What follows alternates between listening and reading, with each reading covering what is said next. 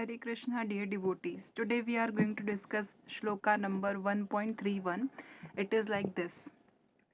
न च श्रेयोऽन्युपश्यामि हत्वा स्वजनमाहवे न कांक्षे विजयं कृष्ण न च राज्यं सुखानि च। ट्रांसलेशन। हे कृष्णा, इस युद्ध में अपने ही स्वजनों का वध करने से न तो मुझे कोई अच्छाई दिखती है और न मैं उससे किसी प्रकार की विजय, राज्य या सुख की इच्छा रखता हूँ। तो यहाँ पे जो है हम साफ साफ देख सकते हैं कि अर्जुन जी जो है भगवान श्री कृष्ण से क्या कह रहे हैं कि इस युद्ध में अपने ही लोगों को मार के मुझे कोई अच्छा ही नहीं दिख रही, मतलब अपने ही परिवार के लोगों को मार के मुझे कोई खुशी नहीं मिल रही, मुझे कुछ अच्छा नहीं लग रहा। और ना उससे किसी प्रकार की विजय, मतलब अगर मैं जीत भी गया तो मुझे जो प्रॉपर्टी मिलेगी, जो किंगडम मिलेगा, जो राज्य मिलेगा या जो भी मुझे भौतिक सुख मिलेंगे, उसकी मुझे कोई इच्छा नहीं है। ठीक है, तो यहाँ पे उन्होंने बोल दिया। अभी हम आगे देखेंगे। श्रीला प्रभुपाद जी द्वारा तात्पर्य। श्रीला प्रभुपाद जी की जय। यह जाने बिना कि मनुष्य का स्वार्थ विष्णु या कृष्ण में है, सारे बद्ध जीव शारीरिक संबंधों के प्रति यह सोचकर आकर्षित होते हैं कि वे ऐसी परिस्थितियों में प्रसन्न रहेंगे। तो क्योंकि हम सभी बद्ध जीव हैं, बद्ध जीव यानी कि कंडीशनल सोल्स, यानी कि हमें हमें जो है हमें यहाँ पे कंडीशंस हैं कि जन्म मृत्यु जरा व्याधि, मतलब हमारा जन्म होगा, हमारी मृत्यु भी होगी, हमें डिजीज भी होगा, हम बूढ़े भी होंगे, इन सब से कोई नहीं बच सकता। ठीक है, तो ये जो चारों चीज़ें हैं ये कंडीशंस है हमारी। और भी बहुत सारी कंडीशंस है जो प्रत्येक जीव के लिए अलग अलग होती है। तो यहाँ पे बद्ध जीव जो है, जिसे पता नहीं होता कि मेरा जो एकमात्र एकमात्र जो है कि मेरा जो स्वार्थ है वो किस में होना चाहिए, भगवान विष्णु में और भगवान श्री कृष्ण में होना चाहिए, दोनों सेम ही है, इनमें ही होना चाहिए। और अगर हमें ये नहीं पता होता तो हमें क्या लगता है कि फिजिकल जो चीज़ें हैं, भौतिक चीज़ें, यानी कि मुझे फ़ोन से खुशी मिलेगी, मुझे टीवी से खुशी मिलेगी, मुझे कंप्यूटर स्क्रीन से खुशी मिलेगी, कोई भी भौतिक चीज़, मुझे आइसक्रीम खाने से खुशी मिलेगी या मुझे मतलब पाव भाजी खाने से खुशी मिलेगी, anything you can demand anything, मुझे आईफोन लेने से खुशी मिलेगी या मुझे जो है BMW लेने से खुशी मिलेगी, मुझे तो जो है बिज़नेस क्लास में फ़्लाइट करने बिज़नेस क्लास में ट्रैवल करने से मुझे खुशी मिलती है या इकोनॉमिक क्लास, मतलब हर इंसान का अलग अलग प्रेफरेंस होता है। तो खुशी के पैरामीटर्स हर इंसान के क्या है, डिफरेंट है। तो यहाँ पे वही बताया गया कि मनुष्य को क्योंकि पता नहीं कि उसकी असली खुशी किस में है, भगवान श्री कृष्ण में है, इसीलिए वो अपनी खुशी किस चीज़, अभी उसको पता ही नहीं है, तो वो अपनी खुशी कहाँ ढूंढते हैं, भौतिक जगत में ढूंढते हैं, भौतिक वस्तुओं में ढूंढते हैं। और ये भौतिक जगत क्या है, अशाश्वतम दुखालय, मतलब ये ऐसा दुख का प्लेस है कि जो कभी खत्म नहीं होने खत्म नहीं होने वाला, यानी कि यहाँ पे दुख कभी खत्म नहीं हो सकता। अशाश्वतम दुखालयम। तो ऐसी देहात्म बुद्धि, क्योंकि हमें लगता है कि हम जो है फिजिकल रिलेशंस बना के जो है हम बहुत ज़्यादा खुशी प्राप्त कर सकते हैं, ये अगर हमें लगता है तो हम गलत है। तो देहात्म बुद्धि वही है कि जो शरीर से जुड़ी हुई चीज़ों से आप खुशी महसूस करते हो, उसको कहा गया है देहात्म बुद्धि। तो ऐसी देहात्म बुद्धि के कारण वे भौतिक सुख के कारणों को भी भूल जाते हैं। क्योंकि हमारी जो है बुद्धि देहात्म हो जाती है तो जो भौतिक सुख के कारण है, मतलब भौतिक सुख भी कहाँ से आ रहा है, भगवान श्री कृष्ण से ही सब कुछ है। हमें कोई भी चीज़ जो है, हम आज ह्यूमंस के पास कुछ भी चीज़ है तो उसने वो नेचर से ही लिया है, and nature is created by Lord itself, भगवान ने ही तो नेचर बनाया है। आज हमारे पास ये फ़ोन भी है या कोई भी आप प्रोडक्ट देखते हो, उसके जो बेस है, उसके जो रूट्स है, दे आर फ्रॉम नेचर। तो हमने हर चीज़ जो है नेचर से ही चुराई हुई है और फिर हमने उसको काट पीट के अपने हिसाब से बना लिया और फिर हमने उसको अपना लेबल, अपनी कंपनी का नाम टैग कर दिया और फिर हमने ऐसे क्रेडिट किसको दे दिया, ह्यूमंस को दे दिया कि तो ह्यूमंस ने बनाया। बट ऐसा नहीं है, all the things belong to Bhagwan ji, हर चीज़ जो है, एवरीथिंग बिलोंग्स टू लॉर्ड। ठीक है, लॉर्ड श्री कृष्णा। तो यहाँ पे जो है, क्योंकि हमारी देहात्म बुद्धि हो गई है तो हमें जो कुछ भौतिक सुख भी मिल रहे हैं तो हम उसके कारण को भूल गए कि हमें ऐसा क्यों मिल रहा है। मतलब जैसे अगर आप आज अच्छे घर में रह रहे हो या आपको अच्छी फैसिलिटीज़ मिल रही है तो उसका कारण है आपके पेरेंट्स। आपके पेरेंट्स ने बहुत स्ट्रगल किया और आपके पेरेंट्स ने आपको उस मुकाम तक पहुँचाया। तो आप बड़े होने के बाद जो है बहुत सारे बच्चे उस कारण को भूल जाते हैं कि मेरे पेरेंट्स ने मेरे लिए क्या क्या किया है। Once they are settled, they are like कि आई एम डन, लाइक मतलब उन्हें जो उनके पेरेंट्स से बेनिफिट्स मिलने वाले थे वो उन्हें मिल गए, तो अब पेरेंट्स की कोई वैल्यू नहीं है। Now they are just going to focus on their own life और वो जो है पेरेंट्स को भूल जाते हैं। इसलिए तो इतने सारे जो है ओल्ड एज होम्स बन रहे हैं, इतने सारे वृद्धाश्रम बन रहे हैं, वृद्धालय बन रहे हैं, जहाँ पे जो है क्या कहते हैं, जो ऐसे पेरेंट्स होते हैं जिन्होंने अपने बच्चों को पूरा सब कुछ दे दिया, मतलब बोलते हैं ना, बच्चे के ऊपर पूरा जो आश्रित है, और फिर बच्चों ने उनको धोखा देके बेदखल कर दिया प्रॉपर्टी से, या घर से ही निकाल दिया बेसिकली। उनको सेवा नहीं करनी है उनकी, उनको अपना जो है सुख भोगना है, वे सब उनकी जो मानसिकता है, इस प्रकार की मानसिकता है। तो इस प्रकार से जो है, जो देहात्म बुद्धि जिसके अंदर रहती है, तो वो अपने जो है भौतिक सुख का कारण भी क्या हो जाता है, फॉरगेट कर देता है, भूल जाता है। अर्जुन जी तो क्षत्रिय का नैतिक धर्म भी भूल गए थे। तो अर्जुन जी कौन है, क्षत्रिय है, और क्षत्रिय का काम क्या होता है, प्रोटेक्शन देना, यानी कि मतलब प्रोटेक्ट करना, लड़ाई करना। मतलब अगर आपके किंगडम पे कोई हमला करे, आपके लोगों को कोई मार रहा है, तो आपका काम है एज ए क्षत्रिय कि आप अपने लोगों को प्रोटेक्ट करो और उनको प्रोटेक्शन दोगे, ये आपका काम है। लेकिन अर्जुन जी यहाँ पे क्या बोल रहे हैं कि सामने कौन है, मेरे परिवार के लोग हैं, तो मुझे इनसे फाइट नहीं करनी है, क्योंकि इनको मार के मुझे कोई खुशी नहीं मिलेगी, और जो मुझे मिलेगा, मतलब जो किंगडम भी मुझे मिलेगा, मुझे वो भी नहीं चाहिए। तो कहा जाता है कि दो प्रकार के मनुष्य परम शक्तिशाली तथा जाज्वल्यमान सूर्यमंडल में प्रवेश करने योग्य होते हैं। तो यहाँ पे बताया गया कि there are two types of people who can enter into the सूर्यमंडल। कौन कौन है, और उन मनुष्यों को क्या क्या बताया गया है, परम शक्तिशाली होते हैं और वो जाज्वल्यमान होते हैं। नहीं सॉरी, उनको नहीं बताया गया। दो तरह के मनुष्य होते हैं, मनुष्य परम शक्तिशाली और जाज्वल्यमान सूर्यमंडल। जाज्वल्यमान मतलब जिससे आप जल सकते हो। तो ये सूर्यमंडल के बारे में विशेषण है, एडजेक्टिव है सूर्यमंडल का, कि सूर्यमंडल कैसा है, परम शक्तिशाली है। सूर्यमंडल क्या हो गया, सूर्य भगवान का लोक बेसिकली, सोलार सिस्टम। तो परम शक्तिशाली है और जाज्वल्यमान है, मतलब इतना ज़्यादा टेम्परेचर है वहाँ पे कि आप जल जाओगे वहाँ पे। तो वहाँ पे सिर्फ दो तरह के ह्यूमंस जा सकते हैं। कौन कौन, एक तो क्षत्रिय जो श्री कृष्ण की आज्ञा से युद्ध में मरता है, तथा दूसरा सन्यासी जो आध्यात्मिक अनुशीलन में लगा रहता है। तो पहला टाइप उन्होंने बताया, ऐसा वॉरियर या ऐसा क्षत्रिय जो भगवान श्री कृष्ण की आज्ञा से क्या करता है, युद्ध में मरता है, मतलब युद्ध करते करते उसकी डेथ होती है। तथा दूसरा कौन है, ऐसा सन्यासी जो आध्यात्मिक अनुशीलन में लगा रहता है, मतलब कोई ऐसा सन्यासी जो अपने, जो बोलते हैं ना, आध्यात्मिक अनुशीलन, मतलब वो कंसिस्टेंटली अपने स्पिरिचुअलिज्म को ही फॉलो करता है, स्पिरिचुअलिस्ट ही रहता है और स्पिरिचुअलिज्म में ही आगे बढ़ता है, आध्यात्मिक रास्ते पे ही आगे जाता है और उसी को फॉलो करता है लाइफ टाइम। अर्जुन जी ने अपने शत्रुओं को भी मारने से विमुख हो रहे थे। तो वो अपने अपने अगेंस्ट, जो उनके अगेंस्ट कौन खड़ा है, सारे उनके शत्रु हैं, सारे अपोजिशन हैं, और वो मतलब एक उनकी फैमिली मेम्बर्स भी हैं बेसिकली, देखा जाए तो दूसरे नज़रिए से। वो अर्जुन जी का नज़रिया है कि मेरे फैमिली मेम्बर्स है, बट दुर्योधन का नज़रिया ये नहीं है कि अर्जुन मेरा भाई है। उसका नज़रिया है कि अर्जुन मेरा दुश्मन है, मुझे इसे ख़त्म करना है, इसको रास्ते से हटाना है, ताकि इसका भी राज्य, इसका भी एवरीथिंग बिलोंग्स टू मी, और मैं इकलौता राजा बनूं इस पूरे पृथ्वी का। तो अर्जुन जी ने अपने शत्रुओं को भी मारने से क्या करे थे, विमुख करे थे। विमुख मतलब अपोजिट जाना, मतलब आपका डायरेक्ट, आपको जाना है सीधे, पर आप पीछे मुड़ो के आप उल्टी तरफ जा रहे हो, तो इसको बोलते हैं विमुख होना, मतलब अपने टारगेट से भटकना। अपने संबंधियों की बात तो छोड़ ही दे, विमुख हो रहे थे, अपने संबंधियों की बात तो छोड़ दो, वो तो अपने लक्ष्य से ही विमुख हो रहे हैं। तो संबंधियों की तो बात ही छोड़ देनी चाहिए हमें, कि संबंधियों का तो आगे क्या होगा। वह सोचते हैं कि स्वजनों को मारने से उसे जीवन में सुख नहीं मिल सकेगा। उनको क्या लग रहा है कि मैं अपने लोगों को मारूंगा तो मैं कैसे खुश रह पाऊंगा भला। अपने लोगों को मार के कोई कैसे खुश, अकेला कोई इंसान कैसे खुश रह सकता है। मान लो आपको एक बहुत बड़ा घर दे दिया, अब उसमें सिर्फ आप अकेले रहते हो, तो आप खुश रह लोगे। आपको सारे काम खुद ही करने हैं, आपके पास कोई है भी नहीं, आपको खाना भी खुद बनाना है, बर्तन भी खुद साफ करना है, और क्या कहते हैं, पूरे घर की साफ सफाई आपको खुद करनी है। चलो आप ये सब कर लोगे, बट आप ये कब तक कर पाओगे। आपके पास कोई बात करने के लिए नहीं, you don't have anybody to share your thoughts, anybody to share your cup of tea with you. कोई आपके साथ है ही नहीं, मतलब कोई आपके आसपास ही नहीं है। There is nobody living around you, so how you feel, no, not even an animal. So तो ऐसा लोनलीनेस, ये सब जो डिप्रेशन है, ये आजकल के 2024 के, ये सब क्या है, मेंटल डिसऑर्डर्स हैं।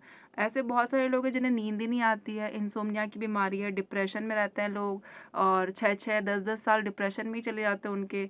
तो ये सब क्यों हो रहा है, because this is the culture, because culture has been, like बोलते हैं ना, इतना ज़्यादा क्या कहते हैं, कल्चर में पोल्यूटेड कल्चर हो चुका है कि there are so many kinds of ऐसी बीमारियां जो पहले एग्जिस्ट भी नहीं करती थी। हमारे जो पापा मम्मी हैं उन्होंने तो इन सबका नाम भी नहीं सुना। तो इस तरह से है। तो स्वजनों को मारने से उसे जीवन में सुख नहीं मिल सकेगा, अतः वह लड़ने के लिए इच्छुक नहीं है। मतलब उनकी कोई इच्छा नहीं है कि मुझे फाइट करनी है, I don't want to fight willingly.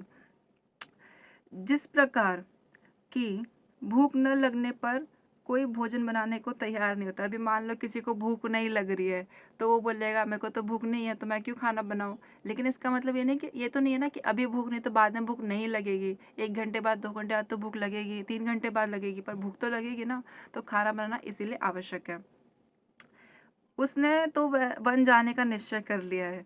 Arjun जी बोलते हैं कि मैं तो फाइट नहीं करूंगा कान्हा जी, मैं क्या करूंगा, मैं जंगल चला जाऊंगा, भिक्षा मांग के जो है अपना जीवन यापन कर लूंगा और मुझे कोई राज्य नहीं भोगना, मुझे कोई राज्य का लालच नहीं है। मैं अपना चुपचाप जो है, मुझे जो है थोड़ा बहुत खाना मिलेगा लोगों से, वो मैं खा पी के और वन में अपना बाकी का जीवन काट लूंगा। अब आपको लगता है कि दुर्योधन अगर एक बार राजा बन गया तो वो इनको वन में भी चैन से जीने देगा? सेकेंड चीज, अगर दुर्योधन जैसा इंसान राजा बनता है जो कि क्वीन के साथ गलत व्यवहार कर सकता है in front of 20,000 warrior sitting in a big hall, जो उनका राजमहल है, वहां पे जो इंद्रप्रस्थ की रानी है, रानी द्रौपदी माता, उनके साथ अगर वो गलत करने का सोच सकता है, जो कि एक क्वीन है, एक डिग्निफाइड लेडी है, उसके साथ वो अगर वो ऐसा कर सकता है, तो जो नॉर्मल लेडीज होंगी उनके समाज की या उनके राज्य की, उनका कितना बुरा हाल होगा। सो जस्ट इमेजिन कि अगर गलत लोग जो है गवर्नमेंट में आते हैं तो इस प्रकार की चीजें होती हैं। तो यहाँ पे जो है भगवान श्री कृष्ण जो है अर्जुन जी को यही कह रहे हैं कि ये आपके परिवार की लड़ाई नहीं है कि मेरे परिवार वाले खड़े हैं और मैं उनको नहीं मार सकता। ये जो लड़ाई है ये धर्म युद्ध की लड़ाई है। आपको जो है अधर्म को खत्म करना है। आप अपने परिवार को नहीं मार रहे हो, आप अधर्म से फाइट करो, धर्म की स्थापना कर रहे हो। अगर मान लो भगवान श्री कृष्ण के रहते हुए भी अधर्म ही राजा बना रह जाएगा या अधर्म ही जिंदा रहेगा तो लोग तो भगवान को ही कोसेंगे ना, बोलेंगे भगवान आप आए भी थे और आपने अधर्म को हटाया भी नहीं। तो इस प्रकार से जो है नाम किसका खराब होगा? भगवान जी का नाम खराब होगा ना, अर्जुन जी का थोड़ी होगा। तो इस प्रकार से जो है यहाँ पे भगवान का जो ड्यूटी है वो ये है कि धर्म की स्थापना करना, चाहे वो अर्जुन जी विलिंगली कर रहे हैं या फिर अनविलिंगली कर रहे हैं। बट यहाँ पे ये पूरी भगवत गीता, ये भगवत गीत है, मतलब भगवान के द्वारा सुनाया गया गीत है अर्जुन जी को। तो ये हम जो है इसको हम अच्छे से एनालाइज कर रहे हैं बिकॉज इसमें से कुछ हिडन चीज़ें हैं जो हमारी लाइफ में, जो हम अपनी लाइफ में जो है यूटिलाइज करना चाहते हैं, सो दैट हमारी लाइफ में जो भी ऐसे इक्वेशंस है जो अभी तक हम सॉल्व नहीं कर पाए उन इक्वेशंस को हम सॉल्व कर सकें। So let's go ahead. तो वन जाने का निश्चय कर लिया है जहां वह एकांत में निराशापूर्ण जीवन काट सके, एक ऐसा जीवन काट सके जिसमें निराशा ही होगी। और मान लीजिए वो वन जाके जिंदा भी रह रहे हैं, मतलब भिक्षा मांग के अपना जीवन यापन करे, तो आपको लगता है लोग उनको चैन से जीने देंगे? लोग उनको क्या क्या बोलेंगे कि ये तो डरपोक था और ये तो डर गया दुर्योधन की सेना को देख के, इससे तो फाइट ही नहीं हो सकी, ये तो लूजर है, और ऐसा ही बोल बोल के उनको हरास कर देंगे। ओके। किंतु क्षत्रिय होने के नाते उसे अपने जीवन निर्वाह के लिए राज्य चाहिए, क्योंकि क्षत्रिय कोई अन्य कार्य नहीं कर सकता। तो ठीक है, ब्राह्मण भिक्षा मांग के जीता है, लेकिन भिक्षा मांगने में आपको झुकना पड़ता है, आपको हम्बल होना पड़ता है, आपको किसी के सामने जो है हाथ फैलाने पड़ेंगे कि आप मुझे भिक्षा दीजिए।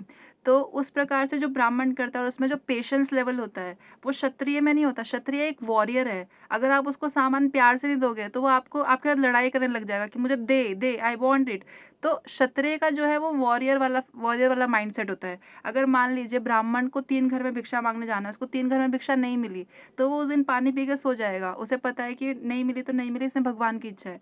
लेकिन अगर क्षत्रिय को आप डिले, वो गया भिक्षा मांगने, और मान लीजिए कोई भिक्षा देने आ रहा है, उसने डिले कर दिया कि रुको रुको मैं लेके आ रहा हूँ, और फिर वो लेके आया, फिर उसने बोला कि नहीं नहीं कुछ नहीं है, तो अर्जुन, आपको लगता है कि अर्जुन जी को गुस्सा नहीं आएगा? तो उससे तुरंत लड़ाई करने लग जाएंगे ना कि भाई। तो इस प्रकार से जो क्षत्रिय का जो पेशेंस लेवल है वो कम होता है ब्राह्मण से। तो क्षत्रिय जो है भिक्षा मांग के जीवित नहीं रह सकता, और अर्जुन जी जो है वे क्षत्रिय, तो उनको है अपना जीवन निर्वाह करने के लिए एक राज्य की बहुत ज्यादा आवश्यकता है, भले ही वो माने या नहीं माने।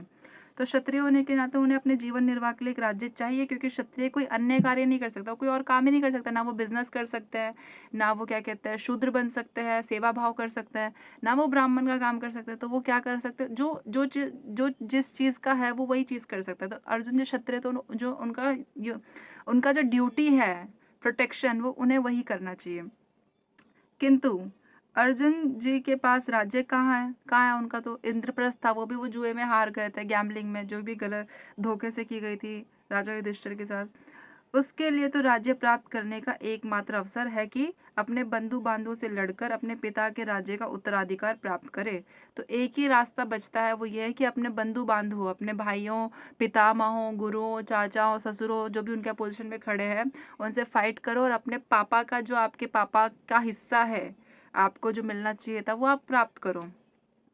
राजा पांडु का जो क्या कहते हैं राज्य है, उसका उत्तराधिकार प्राप्त करें, जिसे वह करना नहीं चाह रहे थे। तो वो करना नहीं चाह रहे थे, इसीलिए वह अपने को जंगल में एकांतवास करके निराशा का एकांत जीवन बिताने के योग्य समझता है। तो यहाँ पे ये लिखा है कि इसीलिए वो अपने आप को क्या समझ रहा है कि मैं तो जंगल में अकेला रहूंगा और अपना जो बचा कुचा जीवन है वो निराशा में जो है काट लूंगा, निराशा का एकांत जीवन बिताने के लायक समझ रहे हैं।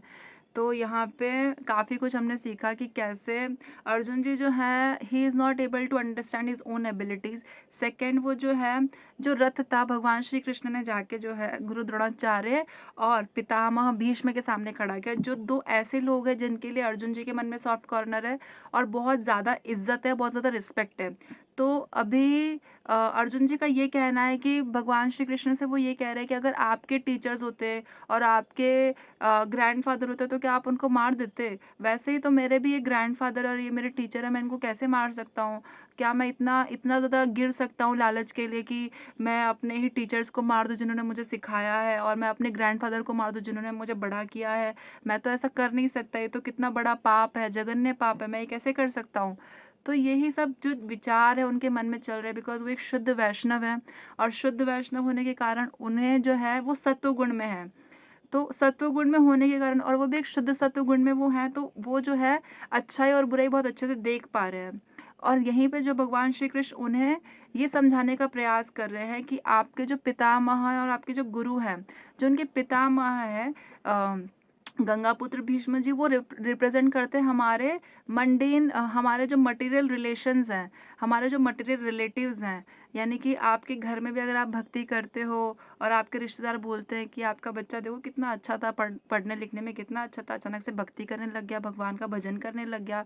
वही बच्चा अगर पार्टी में जाता है, क्लब्स में जाता है और रात के 2-2 बजे घर पे आता है, और तो सोसाइटी इसको कूल मानती है। लेकिन अगर वही बच्चा टेम्पल जाता है, भगवान की पूजा करता है और माला जप करता है या भगवान के भजन सुनता है, तो सोसाइटी इसको समझती है कि यार ये क्या ही कर रहा है, ये सब तो पुराना पिछड़ा कल्चर है, ये सब क्यों अपना रहा है, इससे क्या ही मिलता है। तो सोसाइटी ने अपने स्टीरियोटाइप्स बना रखे, जिसमें आज का बच्चा जो है, मतलब कोई बच्चा है जो अच्छे घर का है लेकिन वो अपने कॉलेज जाता है, वो अपने उसके कॉलेज में उसके फ्रेंड्स बनते हैं और फ्रेंड्स को देख के वो इन्फ्लुएंस होता है कि यार मैं जो मेरे पेरेंट्स ने सिखाया है और ये लोग जो करे कितना अलग है। और अगर वो तर्क करने में इतना कैपेबल नहीं हुआ और वो अपने फ्रेंड्स से अगर इन्फ्लुएंस होकर गलत काम करने लगे, जैसे आप पंजाब में देख रहे हो, हमारा पंजाब इतना सुंदर था लेकिन वहाँ पे जो है ड्रग्स ने जो है पूरे पंजाब के यूथ को, पंजाब को पूरा जो है पूरा क्रश करके रख दिया। वहाँ पे बच्चे को भी ड्रग्स के बारे में पता है और ड्रग्स इतने खुलेआम उनके यहाँ पे बिक रहा है, और कहते हैं ना कि ड्रग्स की वजह से कितने सारे परिवार वहाँ पे उजड़ गए। तो एक बुरी चीज़ आपके पूरे परिवार को खा जाती है। तो इसी प्रकार से जो है कहते हैं ना, तो यही बात है। तो यहाँ पे जो है भगवान श्री कृष्ण अर्जुन जी को समझाने का प्रयास कर रहे हैं कि देखो तुम्हारे पितामह और जो गुरु द्रोण है वो किसको रिप्रेजेंट करे, वो मंडीन नॉलेज को रिप्रेजेंट करे, यानी कि भौतिक जगत का जो सांसारिक ज्ञान हमें पता है। यानी कि किसी ने जाके अमेरिका में पीएचडी की है या मतलब बोलते ना ग्रीस से पढ़ाई करके आई है, पेरिस में डॉक्टरेट किया है, एनीथिंग, बहुत ही अच्छी क्वालिफाइड डिग्री है उनके पास। तो जो हमारे जो सांसारिक ज्ञान होता है हम उसको ज़्यादा तवज्जो देते हैं एज़ कम्पेयर टू हमारे वैदिक शास्त्र, और हमें लगता है कि हमारा जो सांसारिक ज्ञान है वो ज़्यादा नॉलेजेबल है, ज़्यादा ज़्यादा वास्ट है, ज़्यादा बोलते हैं ना ज़्यादा वैल्यू रखता है, बिकॉज हमने उसके लिए बहुत पैसे भरे होते हैं। तो इस प्रकार से जो है, क्योंकि हमने कभी रूट्स और कल्चर्स को अपने अपने अपने मतलब खुद से एनालाइज नहीं किया है, इसीलिए हम जो हैं, हमें कोई भी कुछ भी बताता है तो हम उस पर बिलीव कर लेते हैं। सो ये हमें सोचना चाहिए कि कौन सी चीज़ सही है और कौन सी चीज़ गलत है, और हमें उसको अपनाना चाहिए। So thank you so much dear devotees for listening to me. Next time we will discuss shloka number 1.32 and ahead. वंशा कल्पतरुभ्यश्च कृपा सिंधुभ्यैव च पतितानां पावनेभ्यो वैष्णवेभ्यो नमो नमः। अनंत कोटि वैष्णव वृंद की जय, श्रील प्रभुपाद की जय, ग्रंथराज श्रीमद् भगवद गीता की जय, नामाचार्य श्रील हरिदास ठाकुर की जय, और आप सभी डिवोटीज जो भगवद गीता को ध्यान से सुनते हैं उन सभी की जय। Thank you so much. Hare Krishna, धन्यवाद, प्रणाम।